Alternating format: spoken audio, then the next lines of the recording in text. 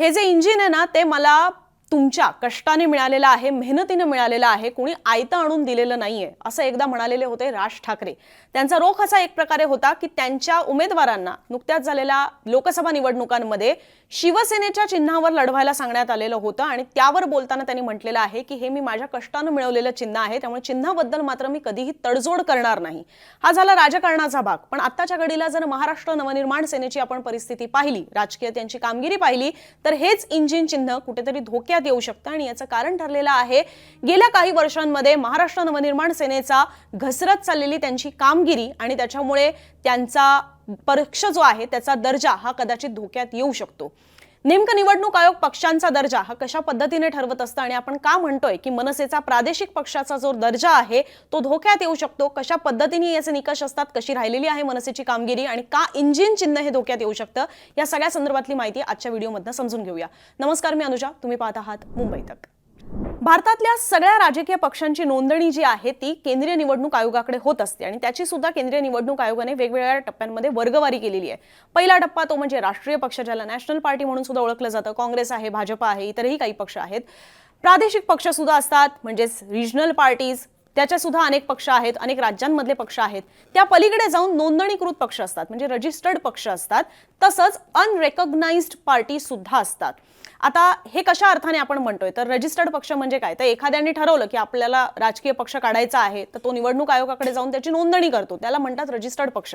पण त्या पक्षाला आपली कामगिरी सुद्धा करावी लागते तर पुढे जाऊन त्याला प्रादेशिक पक्ष किंवा राष्ट्रीय पक्षाचा दर्जा मिळतो। पण तो दर्जा जाऊ सुद्धा शकतो। हे सगळं ठरवण्यासाठी केंद्रीय निवडणूक आयोगाचे ते निकष नेमके काय असतात की ज्या आधारावर ते प्रादेशिक पक्ष, राष्ट्रीय पक्ष हे सगळं ठरवत असतात ते आता समजून घेणार आहोत। पण आता आपण मनसेपुरता बोलत असल्याने प्रादेशिक पक्षाचा दर्जा हा एखाद्या राज्यामध्ये एखाद्या पक्षाला मिळवून घ्यायचा असेल तर त्यासाठी केंद्रीय निवडणूक आयोगाचे काय निकष असतात ते आता पाहूया।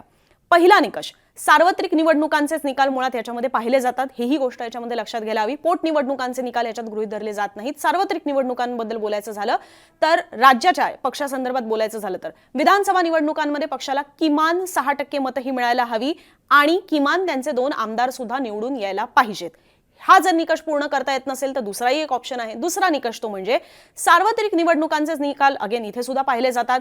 लोकसभा निवडणुकांमध्ये पक्षाला किमान 6% मतही पडली पाहिजेत आणि किमान त्यांचा लोकसभेवर 1 खासदार सुद्धा निवडून गेला पाहिजे। पुन्हा एकदा इकडे लक्षात घ्या, सार्वत्रिक निवडणुका, पोटनिवडणुका नाही। आणि दुसरी गोष्ट म्हणजे जे लोकांमार्फत निवडून गेलेले प्रतिनिधी असतात त्यांनाच इथे गृहीत धरलं जाते। विधान परिषद किंवा राज्यसभेचे इथे आमदार खासदार मोजले जात नाहीयेत, विधानसभा आणि लोकसभेचेच।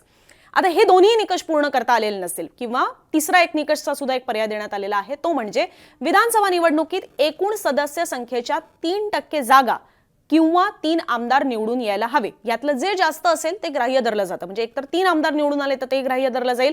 आपले जे 288 सदस्य संख्या आहे त्याचे 3% ज्या जागा येतील ते ग्राह्य धरलं जाईल, ज्याची संख्या जास्त असेल ते इकडे गृहीत धरलं जाईल।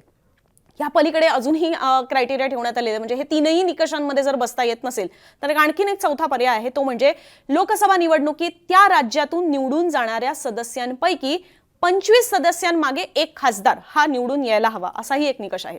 हेही पूर्ण होत नसेल तर आणखीन एक 5वा पर्याय आहे, तो म्हणजे लोकसभा किंवा विधानसभा निवडणुकांमध्ये, सार्वत्रिक निवडणुकांमध्ये वैध मतांपैकी पक्षाच्या उमेदवारांना किमान 8% मतं तरी पडायला हवीत, मिळायला हवीत। हे सगळ्या 5 ऑप्शन्स असे ठेवण्यात आलेले आहेत। यातला एकही ऑप्शन जो कोणी पूर्ण करू शकत असेल त्याला प्रादेशिक पक्षाचा दर्जा हा बहाल केला जातो। अर्थात पण निवडणूक आयोग याचा रिव्ह्यू सुद्धा हा वेळोवेळी घेत असतं। म्हणजेच एका निवडणुकीत ठराविक मतं मिळाली म्हणून काही आयुष्यभर तो पक्ष राष्ट्रीय किंवा प्रादेशिक पक्ष हा राहत नाही, किंवा एका निवडणुकीत खराब कामगिरी राहिली म्हणून लगेच त्या पक्षाचा दर्जा हा काढून सुद्धा घेतला जात नाही, त्यांना संधी दिली जाते।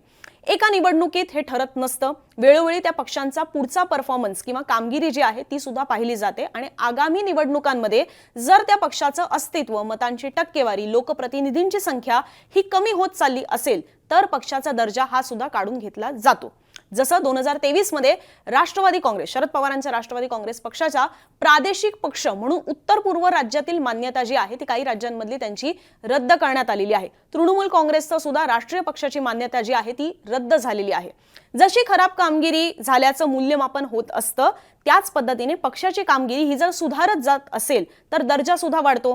कामगिरी चांगली राहिली, निकषांनुसार बसत असेल तर प्रादेशिक पक्ष उद्या जाऊन राष्ट्रीय पक्ष म्हणून सुद्धा घोषित केला जातो. जसं आम आदमी पक्षासंदर्भातलं अगदी ताजं उदाहरण आहे. कारण की आम आदमी पक्ष हा जन्माला जरी दिल्लीत आला असला तरी सुद्धा गुजरात आहे, गोवा आहे, पंजाब आहे या निवडणुकांमध्ये पडलेल्या मतांच्या आणि निवडून आलेल्या लोकप्रतिनिधींच्या धर्तीवर आम आदमी पक्षाला राष्ट्रीय पक्षाचा दर्जा सुद्धा मिळवता आला. आता मनसेबाबत बोलायचं झालं तर 2009 पासून निवडणुकीच्या रिंगणात उतरलेल्या मनसेचा आलेख मात्र नंतरच्या निवडणुकांमध्ये हळूहळू घसरलेलाच आपल्याला पाहायला मिळालेला आहे. त्यानुसार जर आपण पाहिलं की वेगवेगळ्या वर्षांमध्ये 2009 पासून ते अगदी आता 2024 पर्यंत मनसे पक्षाची कशी कामगिरी राहिलेली आहे आणि त्या अनुषंगाने आपण समजून घेणार आहोत की का त्यांच्या पक्षाचा दर्जा जो आहे किंवा त्यांचं जे चिन्ह आहे ते धोक्यात येऊ शकतं ते आता समजून घेणार. 2009 मध्ये सगळ्यात पहिले मनसे पक्षाने लोकसभा निवडणूक लढवलेली होती, ज्यावेळेला त्यांच्या मतांची टक्केवारी ही 4% होती, पण एकही लोकप्रतिनिधी निवडून आला नाही. त्यानंतर मनसेला उभारी मिळाली ती 2009च्या विधानसभा निवडणुकांमध्ये, ज्यावेळेला त्यांचे 13 आमदार निवडून आले आणि त्यांच्या मतांची टक्केवारी सुद्धा 5.71% पोहोचली. इथूनच त्यांना प्रादेशिक पक्षाचा दर्जा मिळाला. पुढे जाऊन मात्र 2014च्या लोकसभा निवडणुकांमध्ये मतांची टक्केवारी हळूहळू घसरत गेली, 2.5% आली आणि लोकप्रतिनिधी ते एकही निवडून नाही आला. 2014 आणि 2019ची विधानसभा निवडणूक पाहिली तर तिथेही मतांच्या टक्केवारीमध्ये घसरण पाहायला मिळते आणि निवडणुकीमध्ये सुद्धा केवळ एक लोकप्रतिनिधी म्हणजे एकच आमदार जो आहे तो निवडून आलेला आहे. याहून खराब कामगिरी त्यांची 2024च्या विधानसभा निवडणुकांमध्ये राहिलेली आहे, कारण की मतांची टक्केवारी जी 1.55% घसरलेली आहे आणि लोकप्रतिनिधी सुद्धा त्यांचे निवडून आलेले नाहीत. त्यामुळे जर आपण पाहिलं तर मगाशी जसे मी सगळे निकष पाहिलेले होते, थोडं कन्फ्युजन झालं असेल तर व्हिडिओ रिवाइंड करून पहा की ते निकष नेमके काय होते. त्यातल्या कुठल्याही निकषांमध्ये आता मनसे मात्र बसताना आपल्याला पाहायला मिळत नाहीये, कारण की ना मतांच्या टक्केवारी त्यांच्या सोबत आहे, ना लोकप्रतिनिधींची संख्या जी निकषामध्ये देण्यात आलेली आहे ती त्यांच्या सोबत आहे. त्यामुळे ही जी घसरत चाललेली कामगिरी आहे त्याच्यामुळे महाराष्ट्र नवनिर्माण सेनेच्या पक्षाच्या दर्जालाच आता धोका तयार झालेला आहे. आता मुद्दा येतो तो म्हणजे इंजिन या चिन्हाचा. चिन्ह धोक्यात येईल असं मी का म्हणते, याचं कारण असं आहे की जे प्रादेशिक पक्ष असतात त्या राज्यांमध्ये त्यांना देण्यात आलेलं चिन्ह हे त्यांच्याकडेच राहतं. जर त्यांच्याकडे प्रादेशिक पक्षाचा दर्जा हा कायम असेल तर ते चिन्ह त्यांचंच राहतं, ते चिन्ह इतर कोणाला दिलं जात नाही.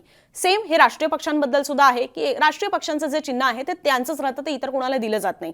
आता एक उदाहरण म्हणून द्यायचं झालं तर धनुष्यबाण हे चिन्ह शिवसेनेचं आहे, पण शिवसेना हा महाराष्ट्राचा प्रादेशिक पक्ष आहे, त्यामुळे धनुष्यबाण हे चिन्ह शिवसेनेकडे राहतं. पण तेच आपण जर पाहिलं तर झारखंड मुक्ती मोर्चा याही पक्षाचं चिन्ह धनुष्यबाण आहे. रंगसंगतीमध्ये थोडा फरक आहे पण चिन्ह धनुष्यबाण आहे, पण ते झारखंडमध्ये आहे. आता अशा परिस्थितीमध्ये ज्यावेळेला इथला शिवसेना पक्ष हा झारखंडमध्ये जाऊन निवडणुका लढवतो त्यावेळेला झारखंड मुक्ती मोर्चा जो तिथला प्रादेशिक पक्ष आहे त्यांचं चिन्ह धनुष्यबाण असल्यामुळे इथे शिवसेनेला झारखंड निवडणुकांपुरता वेगळं चिन्ह दिलं जातं. त्यामुळे प्रादेशिक पक्ष हा आपल्या राज्यामध्ये ज्यावेळेला असतो त्यावेळेला त्यांचं चिन्ह हे अबाधित राहतं, ते त्यांच्याकडेच राहतं. भले बाहेरून आलेल्या पक्षाचं सुद्धा चिन्ह सारखं असलं तर त्या पक्षाला चिन्ह वेगळं दिलं जातं, पण प्रादेशिक पक्षाचं चिन्ह मात्र त्यांच्या होम ग्राउंडवर कायम राहतं. आता जर पक्षाकडे प्रादेशिक किंवा राष्ट्रीय पक्षाचाच दर्जा नसेल तर प्रत्येक निवडणुकांमध्ये त्यांचं चिन्ह जे आहे ते बदललं जाऊ शकतं. जसं आपण पाहतो की अनेक पक्ष आहेत महाराष्ट्रामध्ये, रासप असेल किंवा इतर असेल, त्यांची चिन्ह ही बऱ्याचदा बदललेली आपण पाहिलेली आहेत. निवडणुका ते निवडणुका त्यांची चिन्ह ही बदलत राहतात. कदाचित उद्या जाऊन हीच परिस्थिती महाराष्ट्र नवनिर्माण सेनेवर सुद्धा येऊ शकते आणि त्यावर मात्र पुढे राज ठाकरे काय त्याच्यावर स्ट्रॅटेजी राखणार किंवा रणनीती आखणार, कशा पद्धतीने पक्षाचं जे गतवैभव आहे ते मिळवण्याचा प्रयत्न करणार हे मात्र पाहावं लागणार आहे. पण पक्षाची कामगिरी ज्या पद्धतीने घसरत चाललेली आहे त्यामुळे त्यांच्या पक्षाचा दर्जा आणि चिन्ह हे मात्र येत्या काळामध्ये धोक्यात येऊ शकतं. याबद्दल तुम्हाला काय वाटतं आणि माहिती तुम्हाला कशी वाटली याबद्दल तुमच्या प्रतिक्रिया कमेंट बॉक्समध्ये जरूर आमच्यापर्यंत पोहोचवा आणि असेच माहितीपूर्ण व्हिडिओ पाहण्यासाठी मुंबई तकच्या YouTube चॅनलला सबस्क्राईब करायला विसरू नका.